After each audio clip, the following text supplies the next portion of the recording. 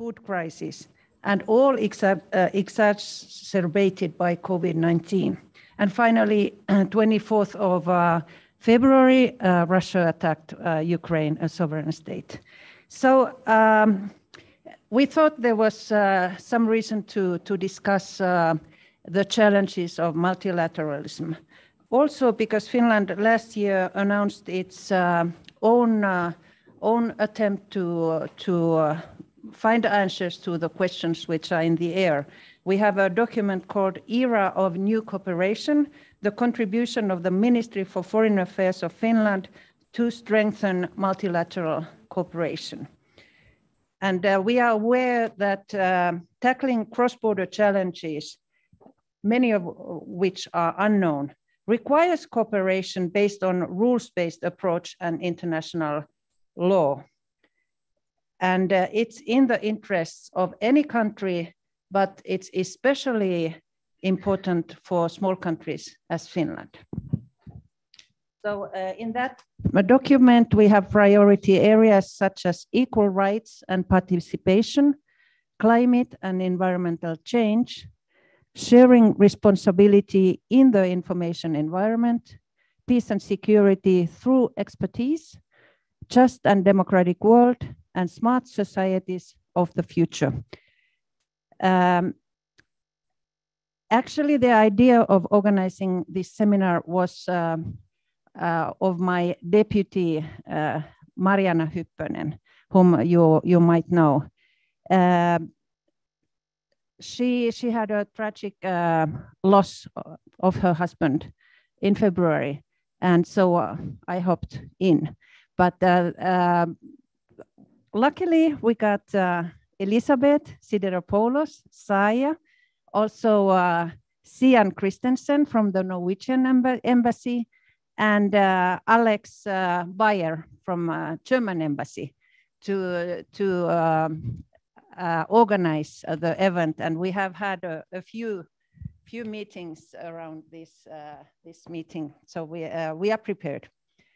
And finally, we decided that we are not going to discuss overall global issues, but we want to concentrate in Africa, as we are in Africa, and what's happening here as a consequence of global tensions. And today we are discussing Africa's peace and security in a fragmenting global security environment. I'm really proud to host this meeting in this new residence. And we have excellent African experts here today, and also one person online. And Elisabeth will introduce them later. Just for your information, we are serving coffee and tea on the terrace. So if ever you feel thirsty or hungry, you just walk there to the other side of the terrace and grab something.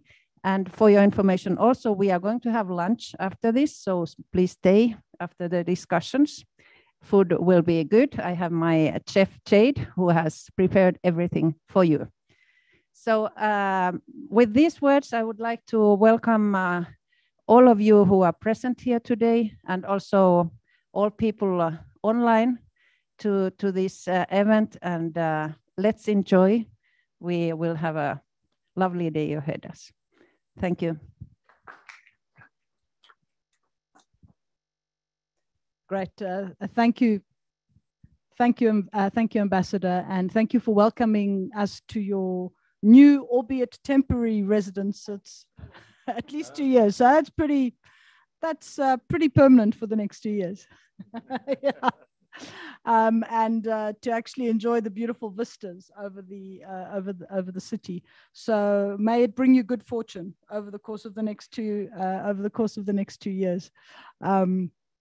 It's also really great to be partnering with yourself, the Embassy of Finland, the Embassy of Norway, and the Embassy of Germany and SIRE. So I don't know, it's the four musketeers on this topic, which is is a very serious topic on multilateralism more broadly, but also very specifically looking at Africa's peace and security in a fragmenting global security environment. Clearly, the issue of multilateralism is, and its fragility has been a topic of discussion and concern over a number of years. But I think the last 2 years have probably accelerated some of the tensions and some of the weaknesses that we've identified already in the multilateral system. On the one hand, because I think of the COVID pandemic, which at one level I think mobilized cooperation globally.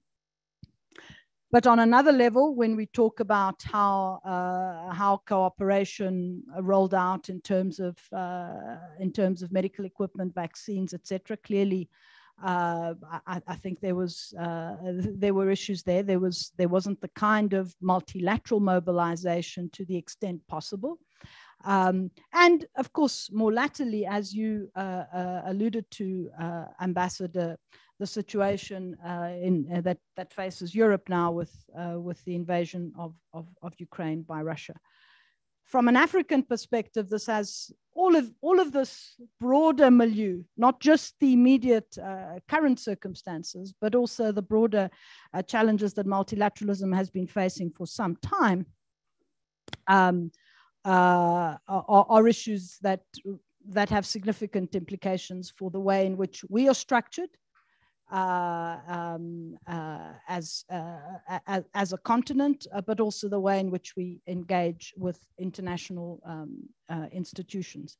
I think it's also fair to say that over the last 20 years, there's been significant developments in the construction both of institutions on the continent and norms and policy frameworks.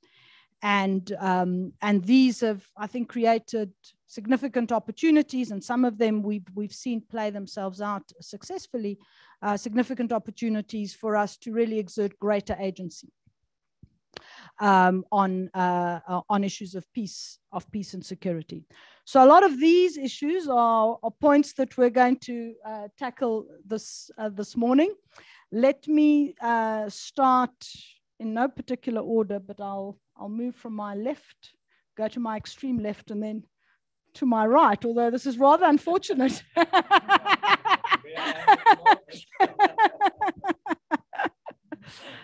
So Mamadou Su, the resident representative of the International International Red Cross. I was going to try to do the whole name, ICRC, and I had a blonde moment there for a moment. But Mamadou, it's really great to have you here with us. Thank you for making the time. Priyal Singh, who's a senior researcher at the Institute for Security Studies here in Pretoria, but at the moment, but usually down in Joburg. Abba Omar, who has gone back to MISTRA as the Director of Operations. It's really great to have you with us today. And then Sunusha Naidu, who is joining us. Are we able to see, can they see us, and are we able to see them? Okay, and Sunusha Naidu, I think we're sharing the screen, so she probably needs to do something else in order to do that. Sunusha Naidu, who's the Senior Research Associate at the Institute for Global Dialogue, who is joining us from Cape Town this morning.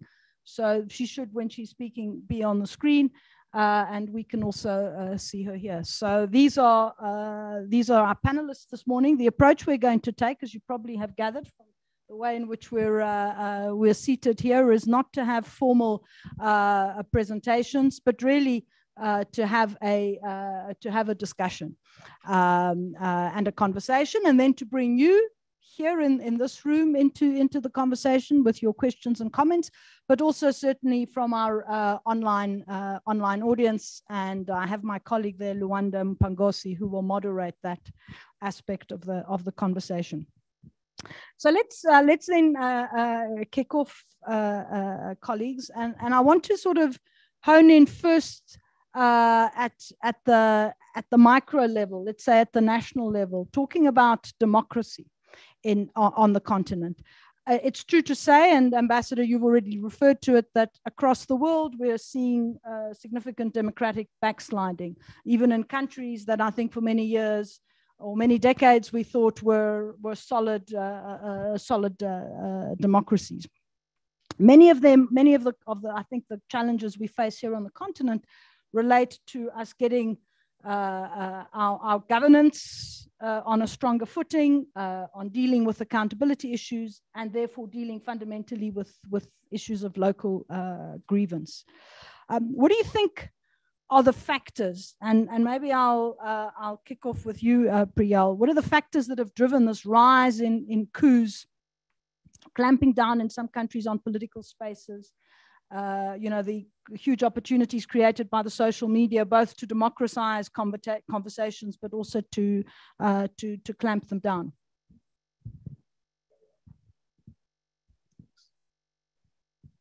Thanks, Elizabeth, and good morning, everyone. I'm using a handkerchief to hold the mic, not because I don't trust my colleagues, but because I have hyperhidrosis, which makes my palms very sweaty, which I think is a good segue to answer your question, Elizabeth. In that, looking at democracy and the current states of, as you mentioned, democratic backsliding across the world today, it should make all of our palms very sweaty. But one thing I just like to flag for us to consider is a shift to the right does not necessarily mean democratic backsliding. I think we often confuse the fact that we have rising populist movements and a shift to the right from the United States to Europe to India to Brazil, and we confuse it with democratic backsliding.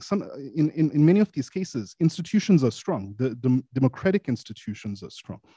However, these countries are becoming more illiberal, I suppose, or they're becoming more repressive in a sense, and one of the questions you posed is the rise of social media, what's rising to this growing illiberalism, what's growing to the shift in the right. Social media absolutely has a role to play, but especially when we look at coups in Africa, I think the effects of social media and the implications on a shift to the right are present everywhere across the world. We have to just look at the January 2021 riots in the US Capitol, the storm on the Capitol building as an indication of the threat that social media plays, the weaponization of disinformation, especially by political elites, by political actors. Here in South Africa, we look at the riots of July last year, and again, we see that this is a massive, massive challenge, disinformation and the spread of disinformation and social media. And, us as researchers and analysts of international security and so on, needs to pay much closer attention to these issues because they do have an effect on the health of our democratic institutions. And they will become inevitably weaponized by political elites and political actors across Africa, across the continent. So it's something for us to definitely pay attention to. I mean, let me turn to you, Abba. So we've seen the spread of coups, particularly in West Africa, but at the same time, really a lot of rising social discontent. You've already alluded to it. And what are we missing in the broader debate? What are our political leaders and our non-state actors who are active in these processes? What haven't we managed to get right after a period when we actually saw a recession of coups and democratic and strengthening of democratic processes? Thank you, Elizabeth. A complex set of questions indeed. I think there's any number of ways of cutting and splicing this. So the one thing is, I think a lot of you know from the Clinton campaign when James Carville came out with the slogan, "Is the economy stupid?" And so some of us were looking at the South African context and we realized, well, actually it's institutions idiot. And I think this is for me the one thing that we find that there isn't sufficient attention being paid to democratic institutions for those periods when democracy prevails in countries which have suffered from coups later on. So there's a tendency for sort of new or weak democracies to invite coups. And I think part of the reason is the institutions are not sorted out. The second thing is analysts are beginning to raise, do we tend to fetishize elections? So there's an intervention and the UN comes in and blah, blah, blah, and we've got to have elections and so forth. And having a close friend like Fink Haysom, I think many of you know, has been involved in a lot of the big sort of conflicts around the world. He kept saying that we don't see elections as a point of nation building. What we actually do is we increase the competition by any other form. So maybe there's a temporary halting of armed conflict, people go to the polls, and then a return to the armed conflict like 2 years later. So he says that, and he's argued a couple of times in forum that what you actually need to do is lay the basis for those elections to succeed in some kind of democratic culture, improve the sense of human rights commitment, improve the sense of the right of the press to write what they want, freedom of expression, etc. So I think in Africa, I think in the past 2 years, 8 coups. I think that's a real problem. And that talks to a complex of issues, maybe democracy, maybe the copycat phenomenon, which by the way is not all. I realized the other day that one of the comrades I wish I had met ages ago was the late Joe Slovo's first wife, Ruth First, who in the late 60s, early 70s, Battle of the Gun, wrote about this copycat effect, that if there's a coup in one country, there's a tendency for others to copycat. That may be due to the Sandhurst effect, where you have had officers that train together. It's not anything anti-British, but they just have friends across the border and they look at their own friends having successful coups. The most important thing for me when looking at just at the coups, and that's my last point, is the weak or lack of international condemnation of this, whether it's AU, whether it's UN, not even a slap on the wrist comes in. I hope that helps. Thanks. That's great. Before I come to you, Mamadou, I want you to paint a picture for us in terms of how humanitarian issues have shifted. I actually do want to go to Sunusha and pick up maybe on some of the points that Abba referred to in terms of elections. And I like that word, fetishizing elections. Thank you very much, Elizabeth, and good morning to everybody. It's a pity I can't be there in your lovely venue, but I'm there in spirit. I think what Ambassador said was quite important, because the context and the complexity of elections, again, gets minimalized and reductionist in what constitutes the kind of democratic value proposition. So in other words, it has to be elections or nothing else. But the problem with that kind of conceptualization is that elections are just part of a broader set of democratic culture, but democratic institutionalization of what it means to have a democracy. And I think where we are right now, for me personally, grappling with the idea of debates that have been taking place 30 or more years ago, when this idea of the liberal democratic model becoming the almost, I wouldn't say the copycat model, but the model that everybody has to essentially implement or contextualize or apply. And it's not being applied on the basis of structural conditions in each society, because each society has a specific set of structural conditions in which democracy doesn't become a one-size-fits-all approach.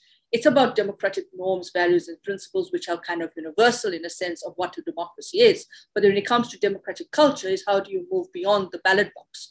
And what the ballot box has done is not just deepen competition, or in the case of South Africa, created an unprecedented number of political parties that can contest elections, but it has also created the assumption that you can legitimize yourself through the ballot box. And it doesn't matter whether you are a credible or a non-credible actor within the political context or the stakeholders that are there. What it has also done in terms of electoral democracy is that it becomes the all self-encompassing prophecy that this is what you need. And I think the measurement of democracy in terms of what we use as instruments to measure whether countries are democratic is very minimal. And the key challenge for me is to touch on a few points that were made by Priyal as well as by you, Elizabeth, in the introduction, and I don't want to encroach on Mamadou's response, is we entered the question of why democracies have become weakened institutions in the context of how they're being conceptualized, but also viewed by the majority of the electorate or the citizenry in Africa. And I think it's the question around exclusion. It's around material exclusion as well. It's the idea that democracy has a particular flavor, a particular feel to it, that it's only about the normative, it's only about the rights, it's only about your ability to express your political rights. When I think in that context of those rights, there is a question about what happens to the economic transformation agenda within these rights. And most importantly, how do those rights get expressed in practical understanding of how do people actually enjoy the material transformation of a society, inclusion. And I think July was a big wake-up call for us in South Africa, but we have other wake-up calls like Sri Lanka right now, where these things, in terms of the reaction, the pushback against the political elites, as well as those that are rent-seeking in a democracy and using democracy as a rent-seeking context and instrument, are also now getting kind of, this challenge of civil unrest and so forth. So you got this kind of incredible complexity of issues that are coming together, both in terms of deepening the democratic process, but also making it much more challenging and deepening its vulnerability in the context of the multiplier effect. And I think COVID-19 and of course the current issues that are unfolding in terms of the impact and the fallout from the conflict and the war in Ukraine and Russia is essentially the health crisis, the economic crisis, the humanitarian crisis, and the security crisis. And it's about hanging on to power. It's about hegemony of power. And I think it becomes almost defined by who actually has resources and how they use those resources in an electoral democracy. So let me stop there because I have other issues that I could bring in, but I think it would be fitting to include it in the discussion as we go along. Thank you, Elizabeth.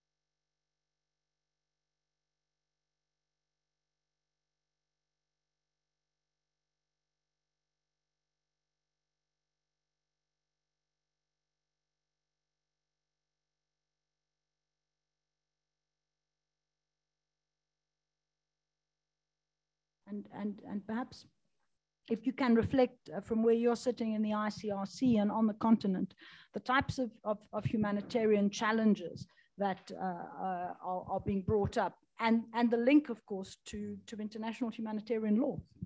Absolutely. Thank you very much. And it's great that we started this conversation talking about democracy. Someone once said that democracy is what love looks like in public. And if that is true, then war is probably what the opposite looks like in public, when multilateralism and bilateralism and national institutions that are supposed to mitigate and solve the problems of everyday people fail. And unfortunately, for more than a decade, I've been working around the continent, and what I see, I'll try to portray it to you at a very individual level, so that you see beyond the figures and the narrative how it is really felt by ordinary Africans. So whether we are talking about Northeast Nigeria, or whether we're talking about Chad or Cameroon or Niger or Burkina Faso, Central African Republic, South Sudan, the DRC, Eastern, the Horn of Africa, Ethiopia, Somalia, or even here in Mozambique, to be a parent in any of these places is to live with two permanent fears. One, the fear that the people that you love, you will not be able to provide them with their basic needs, the basic fundamental everyday needs in terms of food, healthcare, education, and so on. The second fear stems from the fact that this family itself, the new bride that you may have, or the new son who just graduated from school, who might be the hope of the village, the new daughter who's learning how to walk, any of them can be taken away from you in a blink of an eye. This is really what we're talking about when we're talking about war and peace here in Africa. So try to imagine that your village is attacked. You know, your wife or your spouse is abducted, that you run, you arrive in the middle of nowhere, it's 50 degrees hot or 45 degrees hot. Your home, such as it is just something over your head, and you have no health, no education, no food there, no even water, and you're waiting to be helped.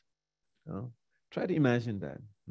Now, unfortunately, many of our people that I've met around the continent, they don't have to imagine. This is their lived realities on the continent. So next time that you hear people talking in forums like this, or you hear the UN or the ICRC talking about the staggering 21 million people displaced on the continent, be it internally or cross borders, think about these people that I've painted the picture, because that's what it means really to be a displaced person. And this figure, 21 million people, it's 85% of the displaced people around the world. So we really do have a big share of displacement around the world. And unfortunately, these figures only rises year after year. Now, to continue painting this picture, and you will see in the narrative that the story I'm telling you, you will see how some of the bigger issues interplay at a very individual level. I arrived here in Southern Africa exactly this time in 2019. So it was few weeks after Cyclone Kenneth have hit Mozambique. And guess where Cyclone Kenneth hit? It hit Cabo Delgado. It hit exactly the epicenter of the conflict in Mozambique. So when I went there, the people that I've met that we were talking about that were displaced by Cyclone Kenneth, they were the same people that were displaced by the armed insurgency in Cabo Delgado. So following conversation with my team back then and the communities, we decided to help rebuild. We had a lot of activities, but one of the activities was to rebuild some of the healthcare facilities that were destroyed by the cyclone, Kenneth. And so in Macomia, for example, we rehabilitated a big healthcare facility that really had a catchment population area of more than 200,000 people. So a lot of people were using it, especially women, to give birth. It has a big maternity ward. It was great, it took us a couple of months, a lot of enthusiasm around this, and we handed this over to the communities. It was a big celebration, and guess what? A few weeks later, the conflict razed the healthcare facility. It was burned again to ashes. Now, what happened to that maternity ward in Cabo Delgado is what happened to the communities in Cabo Delgado. It's the tale, or the tragedy, I should say, of multiple assault on their dignity, on their lives and their livelihood. It's the intersection of climate change and armed conflict happening exactly where they are living. And this Cabo Delgado is not an exception to the rule. This is something that we've seen in many parts in Africa. When we talk about climate change and armed conflict, think of Lake Chad Basin. That lake, which shattered around Nigeria, Niger, Cameroon, and Chad, it has shrunk 90% since 1960s. Now imagine the communities that used to live there, the pastoralists, the agriculturalists, and those who depended on it for their livelihood. So no wonder, a few decades later, that one of the most deadly, most complex and devastating armed conflicts is really taking place in that environment. Now, let me talk a little bit about the food crisis around the continent. Or before, let me talk about another reading we should have on that health facilities, and which is a tragedy that's taking place around the continent, also wherever there's armed conflicts, is attacks against healthcare workers and healthcare facilities and ambulances. That's what we call in our own local languages, healthcare in danger on the continent. This is a big phenomenon. You will be surprised that in some of the places where we work, and we work in really dangerous places, some of them, the toughest places to work is the healthcare facilities, because attacks against human dignity have reached such a scale that for some weapon bearers, a way of punishing communities is to attack their livelihood, is to attack their healthcare facilities. So healthcare workers, doctors, nurses are indeed a population that is quite suffering around places where there are armed conflicts. So now on the food security, there's obviously we know that currently we are sitting at a humanitarian crisis of magnitude.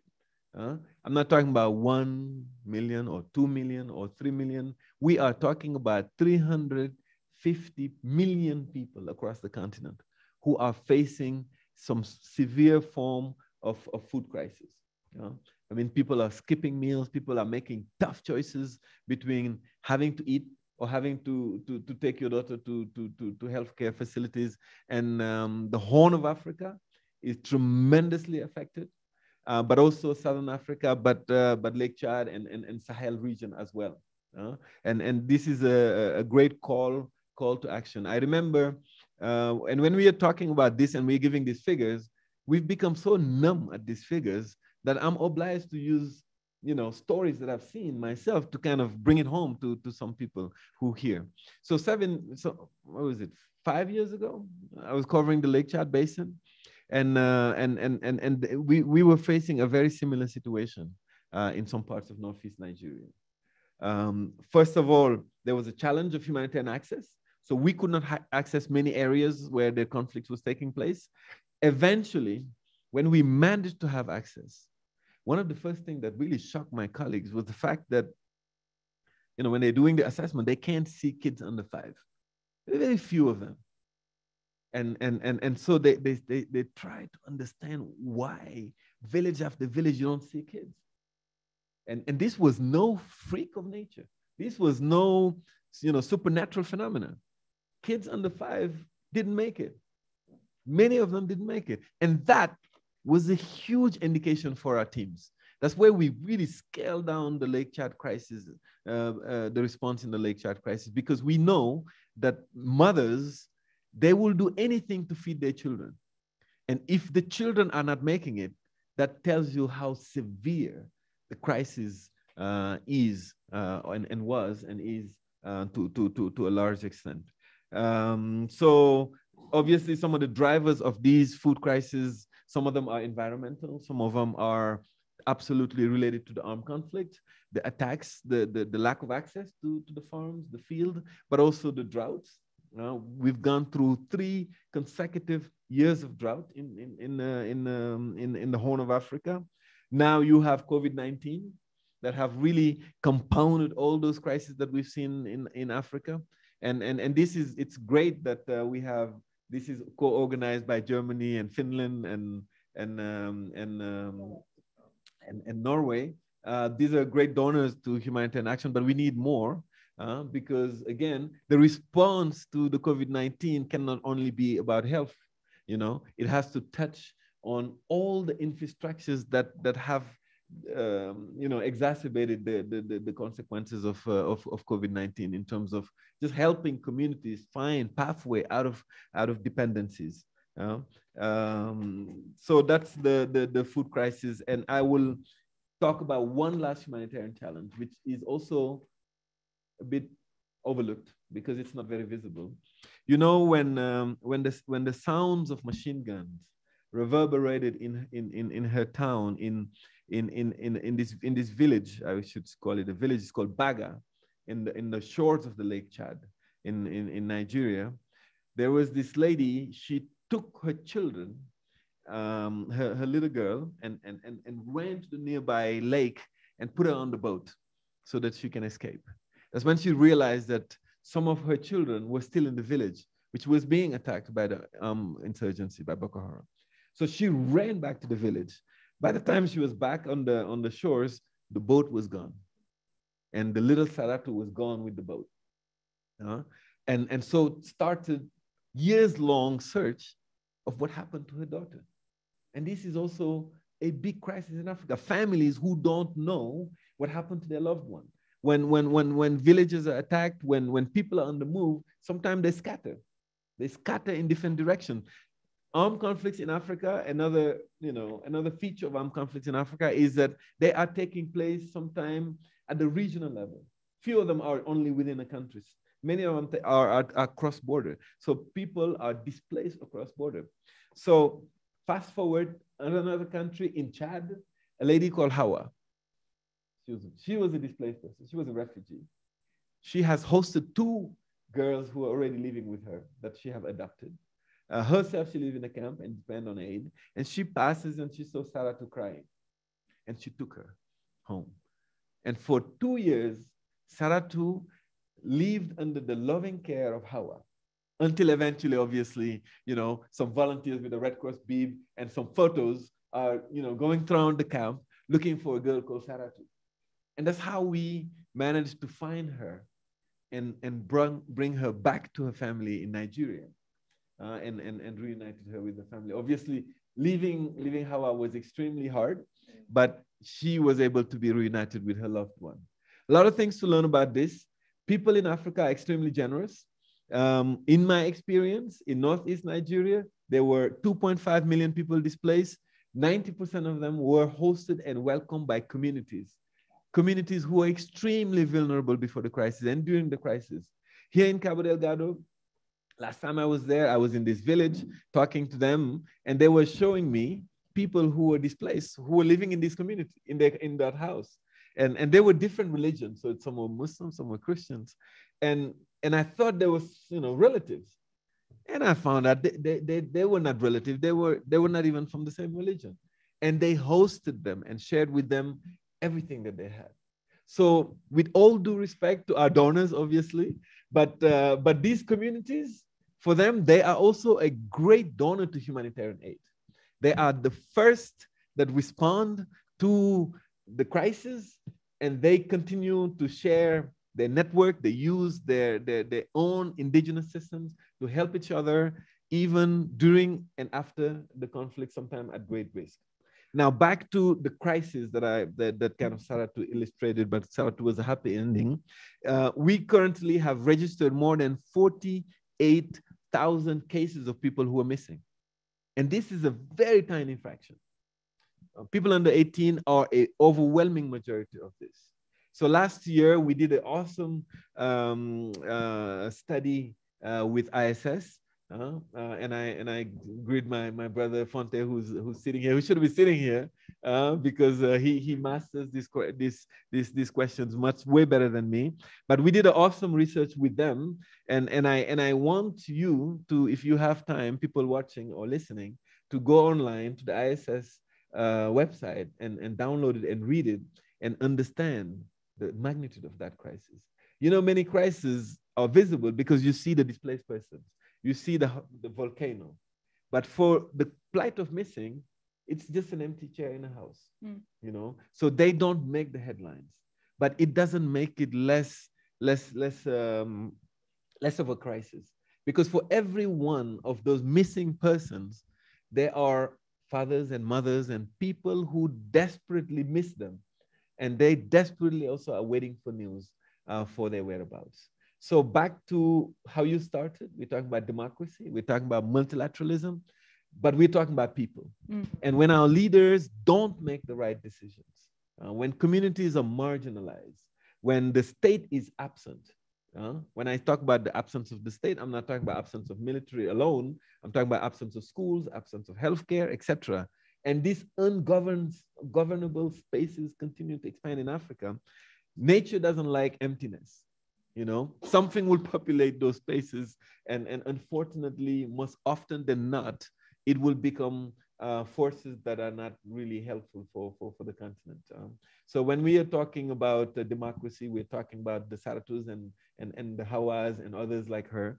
And I hope that these kind of conversation will lead to the consciousness awakening of our leaders and of donors and the humanitarian and the international community, to know that that wherever there is a crisis in the world, that's where we need to go and support, regardless whether it's in Africa, in the Ukraine, in Asia. A suffering human being is a suffering human being.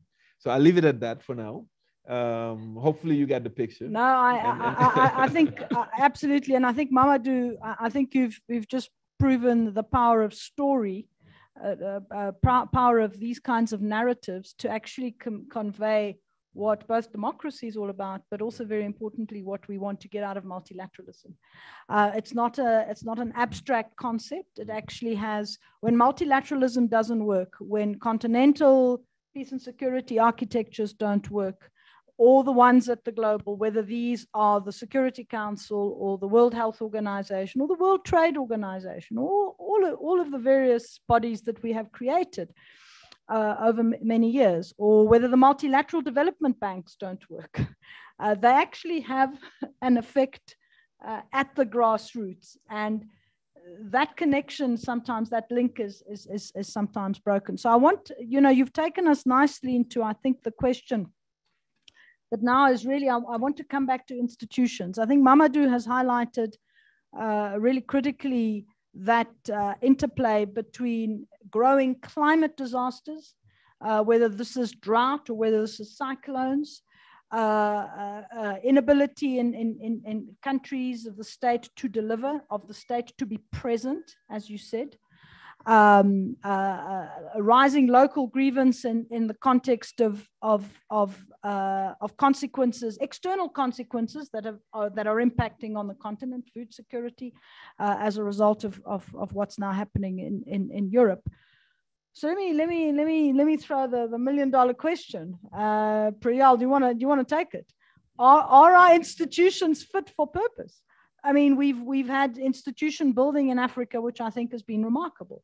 We've built up governance architectures, peace and security architectures. Are they fit for purpose? And I'd like to also bring in Ambassador here and Sunusha as well after your remarks.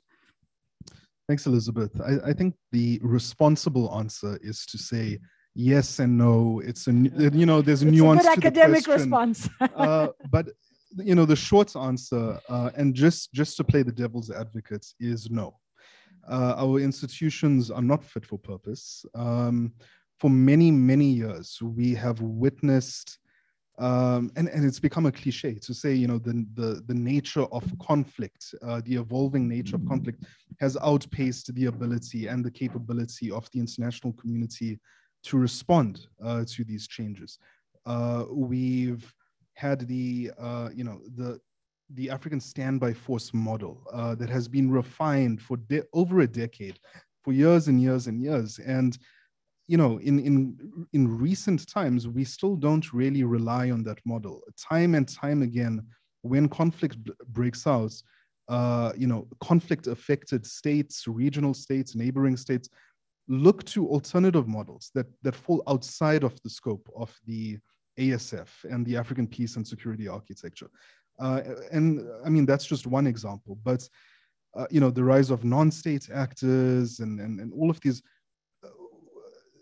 all of this has eventually led to the point now, I think, that member states within multilateral institutions do not lend the same level of support and buy-in that they once did, especially when it comes to conflict resolution, conflict management, peace building, and so on. And it's not just the multilateral system. If we had to look at our own countries, South Africa very clearly does not. There is a mismatch between its bilateral initiatives and efforts, especially with African countries, and the obligations and commitments it makes within multilateral institutions on peace and security, on peace building. Look no further than the African Renaissance Fund, which is woefully underutilized, woefully underappreciated. Look at the attempts if you have the willpower to read through the Parliamentary Monitoring Group's reports on the South African Development Agency, and it's taken over a decade to just move millimeters, you know, to move this. And while this is happening, you know, South Africa has been overtaken by other countries coming in with their own external powers, coming in with their own agendas and interests to play, you know, developmental assistance roles and so on. So it's a mess. I think it's a mess at a bilateral level and at a multilateral level. Our institutions are just failing to respond to the very, very pressing needs of the communities that Mamadou just so expertly highlighted. Our institutions are woefully ill-equipped. Ultimately, the blame is squarely at the feet of member states, though. There is only so much that the AU Commission can do. There is only so much that the UN Secretariat can do. There is only so much that international civil servants can do. We need member states to step up to the fore, provide necessary leadership, empower the secretariats of these multilateral institutions, and just provide that support, that very necessary, needed support.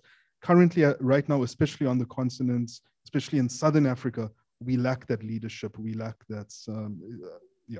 I'll stop there. Thank you. Thanks. I think so. One of the advantages of having the background I had, having served in the ANC and having been trained in Angola, and blah blah blah, is that when you, as part of the leadership of a think tank like Mistra, we really can talk truth to power because we've got the credibility. They can't question where we're coming from, etc., etc. And I think we've been really critical about the broad issue around institution building internally as well as continentally and internationally. And South Africa's own inability to translate its commitment, as Priyal is saying. So I think that's really important. You know, we keep going through all kinds of ramifications and mechanisms and things. You know, we have silencing the guns by 2020. We don't achieve that, so we said by 2030 then. You know, it's a bit like when we're waging the struggle against apartheid. When the first group of exiles went out of the country in the early 60s and they were asked, well, how long would you give the apartheid system? Well, the guy said, you know, since the 50s, we've been saying 5 years, so we'll say 5 years again. And I think the same thing happens here, that we just extend deadlines. 2063 is going to come and we're going to say, you know, maybe 2163. So there is a real problem. And I'm still unsure where the problem lies, why we can't translate that, why we can't get the commitment we need at a national level, firstly, and then at a continental level. It may be easy to say, well, you know, we're entering a new Cold War scramble for Africa. There's about estimated 13 foreign states involved on the African continent, 45, 47 foreign outposts throughout the continent. We can't blame the foreigners for our own weaknesses. You know, a disease enters the body because of, and apart from the spreading of it, but the weaknesses of the body. So there is a lot of weakness in the state. Now, I think that my sense is that, and what I'm finding more and more also in the South African context, that having worked closely with the NEDLAC and having seen the weakness of our own government in bringing the state to bear, to deliver, is that we actually started encouraging business and labor to get its act together and take the initiative and put the pressure. So, you know, we always want to look for state-centric solutions. I think often it's going to be have to come from what you were saying, non-state actors, civil society, business, labor, etc. Business has vested interest broadly in peaceful development, infrastructure development. They need the roads to go to the ports, to move their goods, etc., etc. We need to start finding ways of roping that in, and especially those that have vested interest in that. I think, you know, amongst the non-state actors that we need to be really careful of is the whole privatization of armed conflict. There's been a UN convention that was, I think, 1979, 1980, that are supposed to have been dealing with mercenaries, but even the UN Security Council members haven't even signed up to it. You know, there's a Swiss-led initiative around that. We need to see if we can push more of the states and companies and civil society, et cetera, to take it up and push their own individual national states. So a lot needs to be done around that institution building. Unfortunately, it's not going to happen soon, but if we can rope more of the non-state actors to put pressure at the center, that may help. That's great, Abba. I think that's very important. I think sometimes we look at solutions only through the state lens. And I think one of the points about the way in which multilateralism has evolved over the last several years or a couple of decades is that actually the guys who are making all the decisions are not just the states. You know, just think of big multinational corporations and so on. Sunusha, I want to bring you in if we can see you on screen. Yeah, thanks. Right. Your comments on this. Yeah, I mean, thanks to Priyal and Abba, as well as to Mamadou, I think it really is important to contextualize. I mean, my basic answer, Elizabeth, is I think institutions are not evolving in the context of how structural conditions in Africa are evolving. I mean, if you just take the argument that Africa has one of the highest population growth levels, the most positive growth level in terms of the demographic, the global demographic profile. That is both an opportunity, but also a disruptor. Because if you can't, your institutions are not built enough in a way that is able to absorb the kinds of structural conditions in society, the changing nature, the ability to understand what it means when you have a human development security challenge, the question of insurgency, why do insurgencies emerge, etc. I think then you're entering into a situation of how these institutions are playing catch up, as opposed to actually being part of the way in which you're dealing with your socioeconomic challenges, your material insecurity, your environmental security, your technological questions, etc. And I think the problem is not so much about whether institutions are essentially not being strengthened. I think the question is really around the nature of the state. And one of the issues that struck me as I was listening to my colleagues and also filtering through some of the comments in the chat and the Q&A online is, does the state represent everybody? The model of the state, does it include everybody? But I think there's a separate question there in terms of, does it represent everybody? And by implication, do the institutions that we put into place, do they actually include and represent everybody? And is there a trust deficit in the context of institution building as well? Who actually leads these institutions? Who actually sets out the framework, the governance? And I think one of the things that we have to be very honest about is the model cannot be tinkered, or it cannot be kind of just flexed here and there with some flexi tape or some duct tape.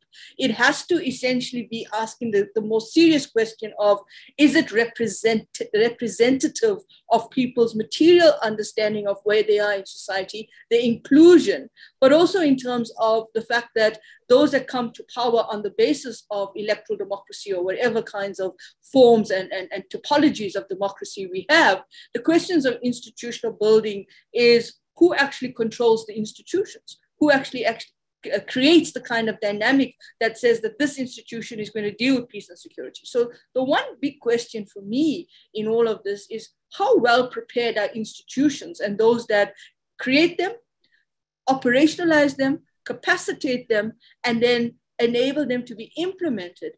How well prepared are our institutions to understand where we're going in terms of our structural conditions, to pick up the nuances, to pick up the inflection points, the early warning systems when it comes to whether it's climate change, whether it's environmental security, whether it's the question of water wars, armed conflict, porous borders, new kinds of identity questions.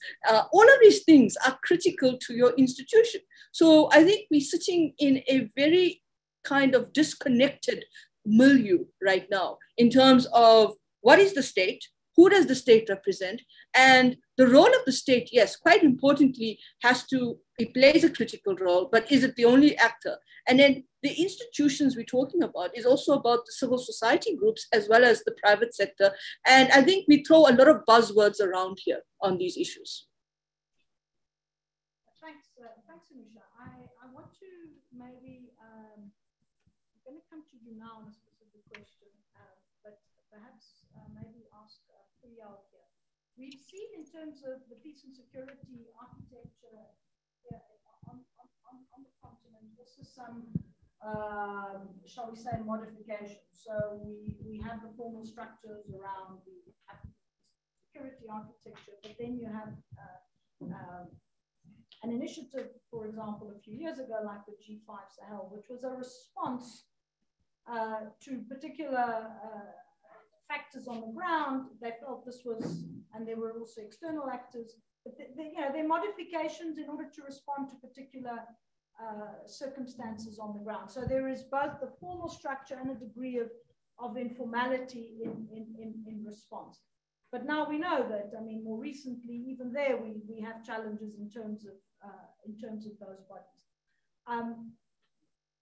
And then we have the superstructure, that relationship between the UN Security Council and the African, the AU Peace and Security Council.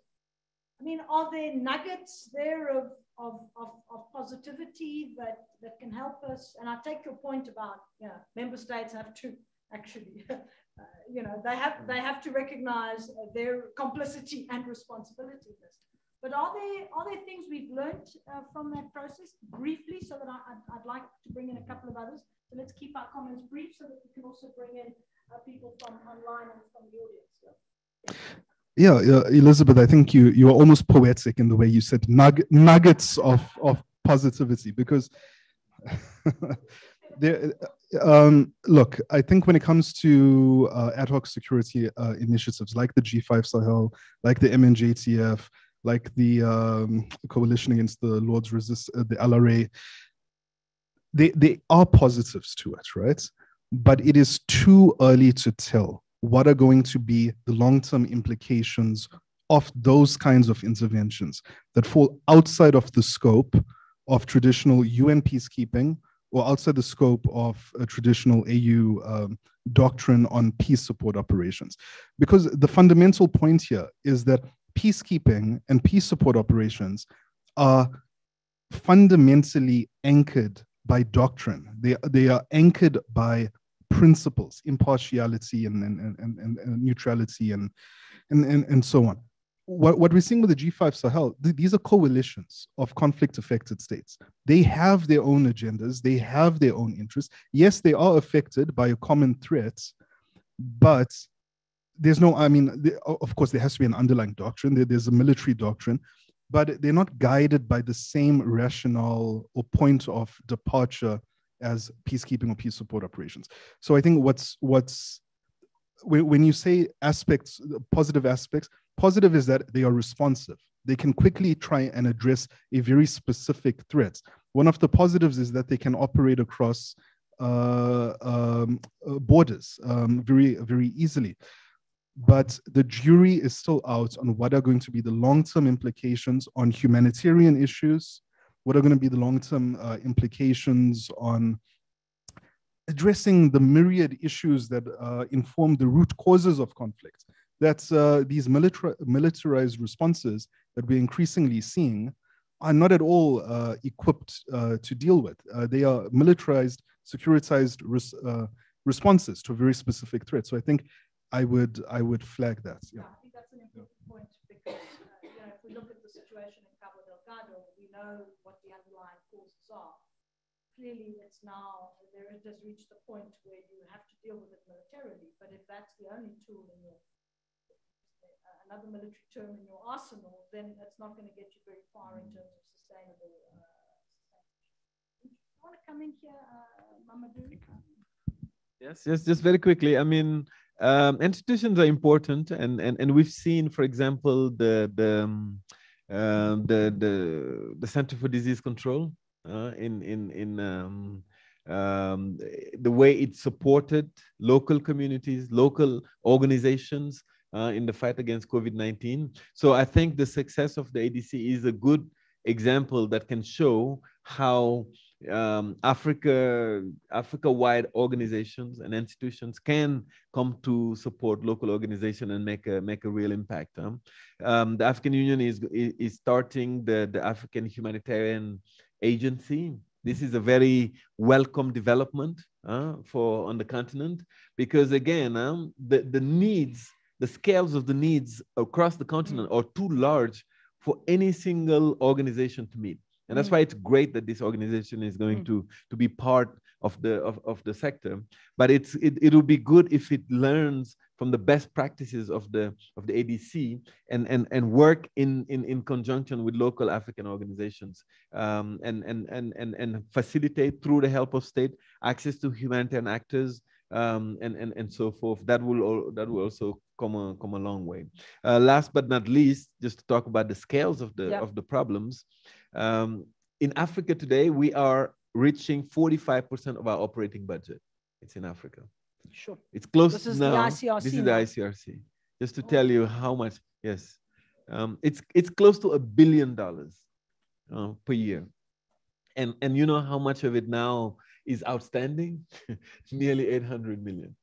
So again, you know, we are talking about institution, we're talking about humanitarian needs, we're talking about short-term emergencies, we're talking about long-term development needs, but there's need for resources to be mobilized, not to throw money into problems, but to respond to real everyday people's needs. Obviously, we will continue to prioritize it. We are in 26 countries, but yeah, this needs to be highlighted for people to know that from what we are in terms of scale to attention and to investment, there's a long way. There's a long way to go. Yeah, and of course that also mirrors a lot of the challenges in terms of resources that African Union, the African Union itself, and the sub-regional bodies face. What I'm going to do, because we have about, well, we start a little late, so we're able to go a little over time if our online audience is also happy to do that.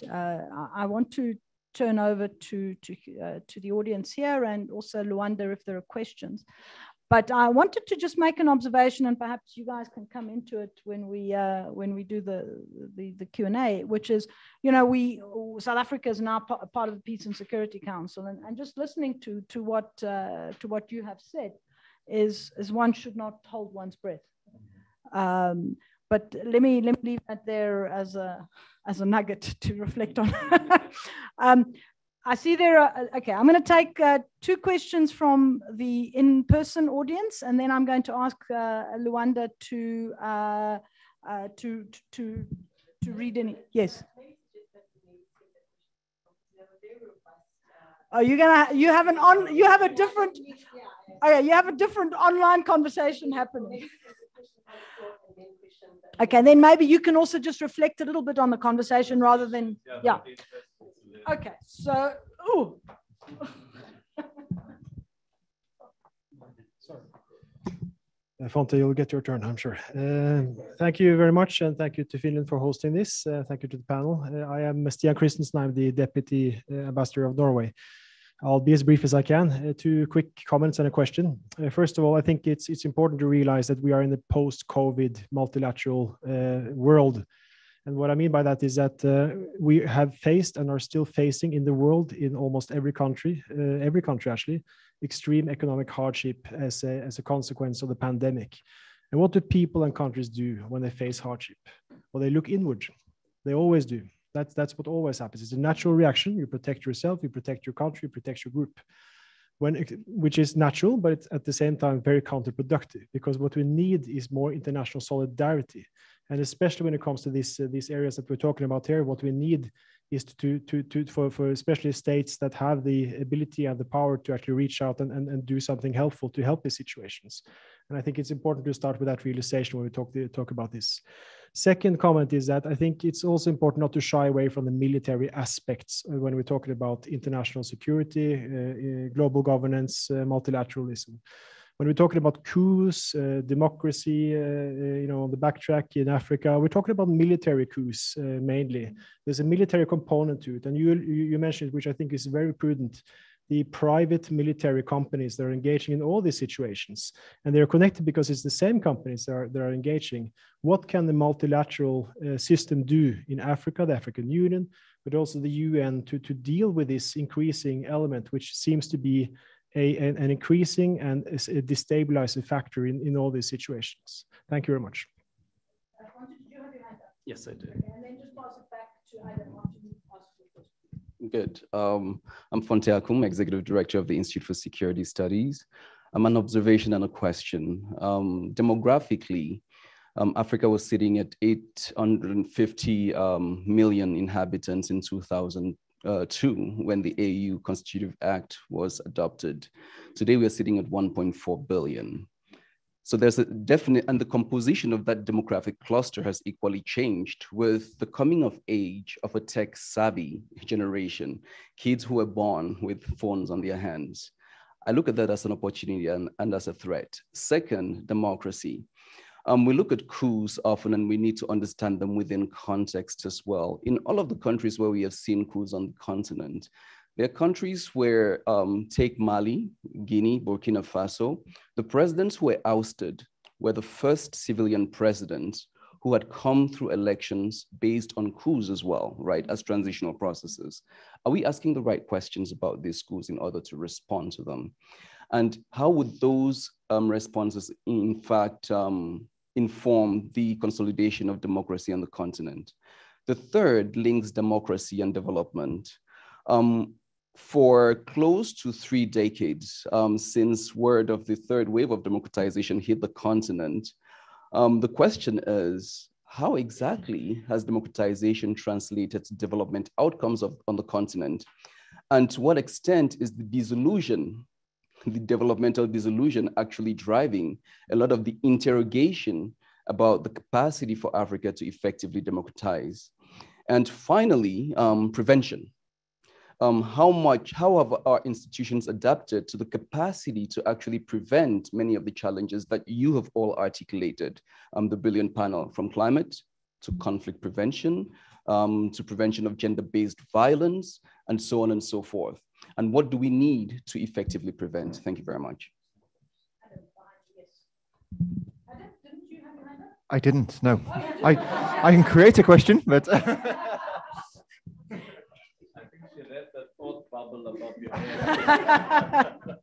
Okay, sorry. All right. Shall we start with you?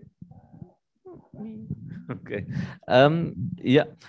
Okay, I think maybe the more concrete and immediate one is about private security firms. So Trump pardoning Blackwater, I mean, for all the atrocities in Iraq, you know, the guys that had been condemned for, and I mean, it's just not on. I mean, and that's probably the worst of the kind of behaviors that you have, because once you get that, then, you know, people think, oh, well, you know, they can get away with a lot. So I think for me, one of the concrete things is, and I think particularly, thanks, Mamadou, all the best, right? Right. Okay,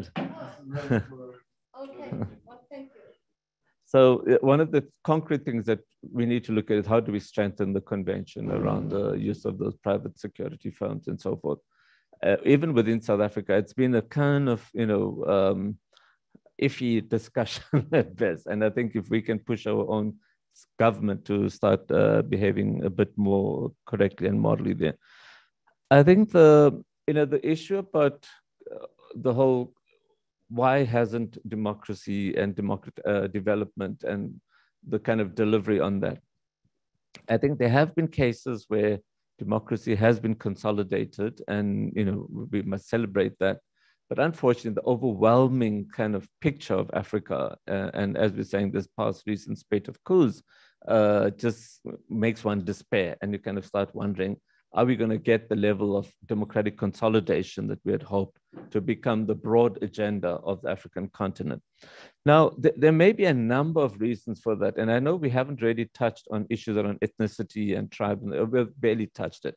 And we've kind of touched on religion and that kind of thing. So I think one of the things would be to look at the kind of, amongst the arguments people are making was that if you trace back Boko Haram and the training, etc., it all led back to Saudi Arabia schools, etc. And I think there's some kind of pressure that we need to look at where some of the ideologies come from. I have a Muslim background. Some of my best friends are Muslim, so I can't be called anti-Islamophobia. But I think there's a real problem when countries that are responsible for the kind of destabilization by contributing to that kind of ideology being spread are not held accountable. I mean, similar thing with the UAE and Egypt for that matter. You looked at the kind of roles they've played in different aspects, whether you look at Ethiopia for one, or you look at Yemen as another one. So countries like that need to be held accountable. I served as an ambassador to Abu Dhabi, and I saw the wonderful role the UAE was trying to play. It hosted the Friends of Syria. It hosted the Friends of Libya, but it wouldn't host any discussion about its own internal politics and policies. So I think, and a lot of our colleagues, diplomatic corps and things that are there would also say, we serve, but, we keep our criticism to ourselves, etc. But I think we need to find a way where countries who are desperately looking for the one capital we can have, and that is legitimacy and credibility, that we hold it back or we give it on a qualified basis. So there's a big role that I think international forces, individual countries can play. Thank you. Let me bring Sunusha in here. Sunusha, I don't know if you want to perhaps comment on some of the questions that Fonte posed around the demographics and also coups, and I think the links there. And then perhaps you can come in there as well. Sorry, Mamadou had to leave. He has a virtual call at 12 o'clock, so he was. No, I saw that. Thank you. Now, I think the questions raised around the demographic profile of Africa, the questions around democratic gains versus development gains. What's the expectation of a democracy in terms of why do people vote? What is the attraction to a democratic dispensation? And what is this whole dynamic around those that are excluded? I keep coming back to the exclusionary issues of those that are not part of the bigger context of what the democracy is supposed to bring. And I think the challenge we have is perhaps looking at the work of Professor Guy Standing called the Precariat Class. And the Precariat Class exists in every society across the world. It's not just particularly confined to a geographical space, because that geographical space is represented in a very negative, hopeless way. In every society, the Precariat Class is a class that has looked at their previous generation, looked at their parents and said, we will not be that. And we have it in South Africa. We have climate change activists as young as 18 years old sitting in Khayelitsha on the President's Commission for Environmental Change and demanding their voice to be heard. And this 1.4 billion people that we are looking at have an expectation of inclusion. They have an expectation that if a democracy is packaged in a way that says, you vote because the vote means the electoral vote and your political rights actually translate into socio-economic change and material change and transformation. Well, we have a major component of our population that's excluded. We have a youth apathy, a disaffection. We have an unemployment crisis. We have jobless growth. And I think the way we're trying to deal with it in the context of what democratic versus developmental gains are being put forward is on the basis of trying to control the economy with austerity.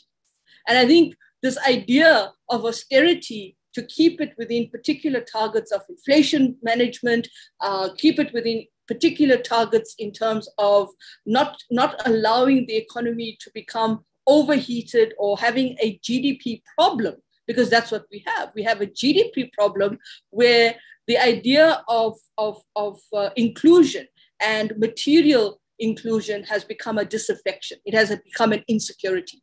And I think the problem we're going to have is what Priyal and my other colleagues had noted, is more and more of your tensions being stoked on social media, questions around challenges of insurgency, whether people actually agree with coups. I'm not 100% believe that that's what they do. But if you can get mobilized into these kinds of camps based on your experience on the ground of what Mamadou said, then you're going to end up in a very, very critical crisis of what does the state mean, not just in Africa, but in the broader global context of multilateralism.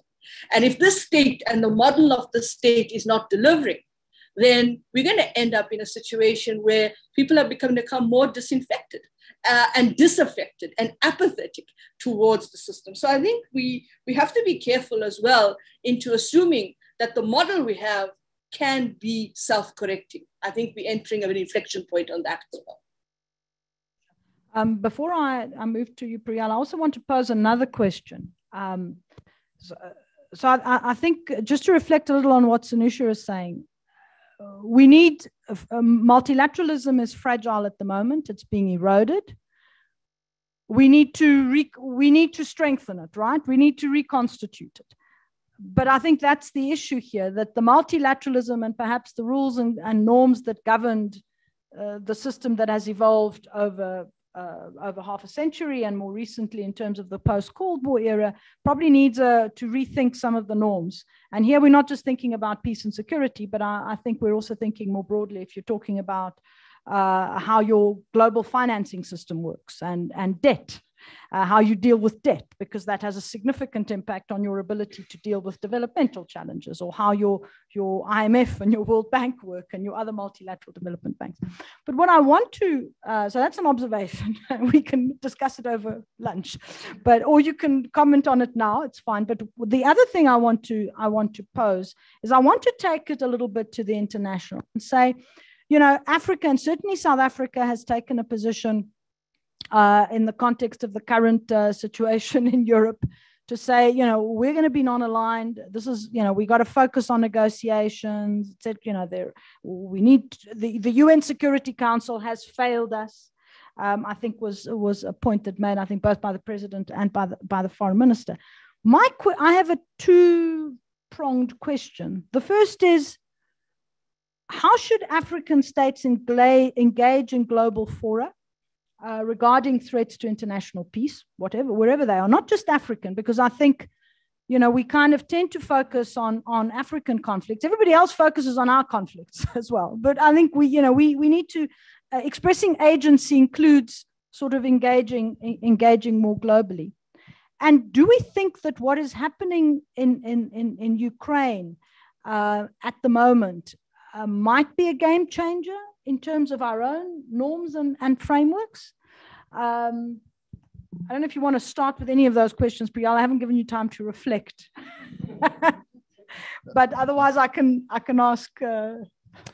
I'll throw in my 2 cents into the conversation. But look, Elizabeth, other regions of the world, if we had to look at the composition of the UN General Assembly and the regional groupings on the General Assembly, no one necessarily always expects Western Europe, with the inclusion of Australia, New Zealand, the United States, and Israel, to always have a common position, right? No one expects that. We expect that they're going to have a diversity of views, and there is and I think what's happened is we've fallen ourselves into a trap where we tell ourselves we expect Africa to have a common position. Africa should have a common position on Ukraine, on Yemen, on Syria. What is the basis for that expectation? The basis is that given the number of African states represented within multilateral fora, if you can have a common position, it means that you are much better placed to set an agenda, to put forward more robust solutions, that you could leverage your collective agency within these fora to coerce states, problematic states, for example, to accept your view. And I think that's, to simply answer your question, that is why we may expect, or we would like to advocate for Africa to always have a common position. I think it's important for us to remember, though, that while that's a nice expectation to have, that's not the reality. The reality is that there are, 54 diverse countries on this continent, all with their own national interests, all competing oftentimes amongst themselves regionally, sometimes having maintaining bitter rivalries amongst each other. These are sovereign states, and I think for us to always have that expectation does it? I think there's more utility in understanding the basis for the expectation of Africa having a common position than having the expectation itself. Because if we had to just look at Ukraine and the 3 votes that have thus far taken place in the 11th emergency special sitting of the General Assembly, we will find that Africa for the first vote was more or less quite divided. On the second vote and the third vote subsequently, Africa has become relatively marginally more united, but we've also seen broader waning supports internationally amongst all groupings on the General Assembly to accept those resolutions. There has been declining support in accepting, although the resolutions have thus far passed. So I can ramble on, but I'll stop there. So if I can, I think you've thrown in quite a unique question in the whole financial issue. And I think that's something we hardly ever touch on when we have more political kind of groupings come together to look at that kind of. So I think, having served 4 years at the Banking Association gave me a kind of ringside seat at looking at some of the issues around governance of financial mechanisms and so forth. Now, one of the starting points, even for South Africa, that still has a reasonably well-admired financial system. A lot of the kind of arrangements that are being arrived at what we call Basel III, where they looked at the whole sort of protection of the financial system, was regarded as the gold card, the gold plate that was imposed by European countries. Even the US was finding it difficult, US banking was finding it difficult. So that brings me back to the question of institutions.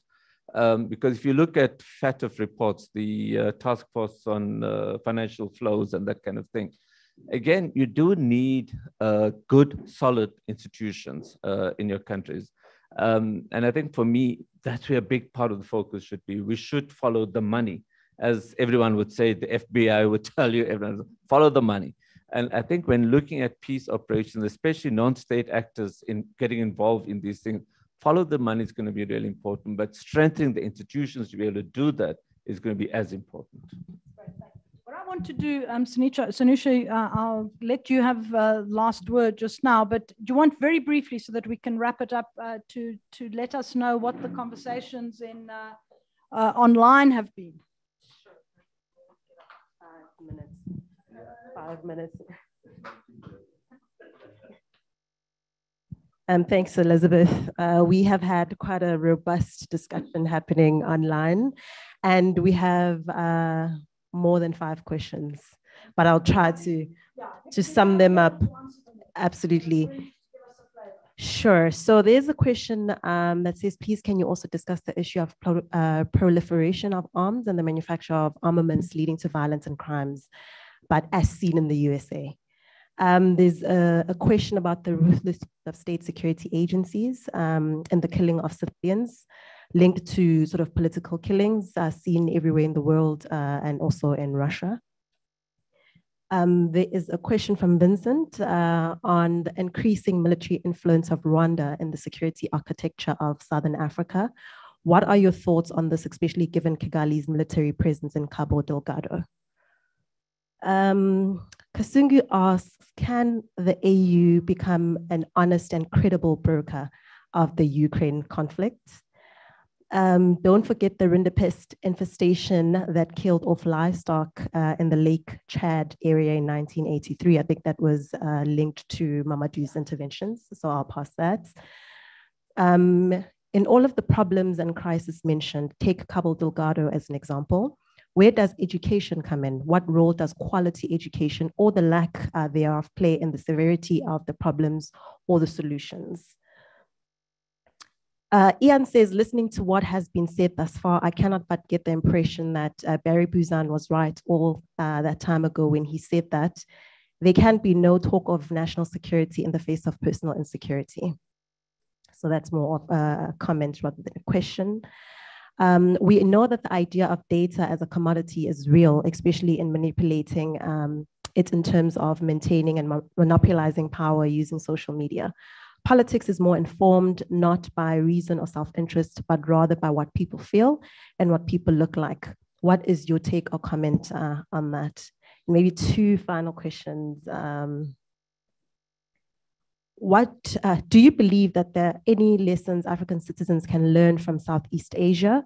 A lot of countries found themselves in the 80s in total war with foreign interventions and regional conflicts, and now are in a much better shape. So what are the lessons that can be drawn from Southeast Asia?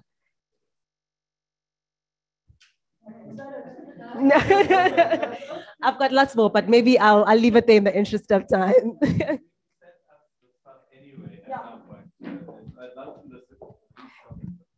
Yeah, I think that will be good. I think perhaps just a couple of points that you can pick on. Oh God, I can't make out my handwriting. I think an important question around Rwanda and security architecture, and I don't know if you want to also respond, Liesl. I think the importance of education. Then there was the point about proliferation of arms, I think more broadly.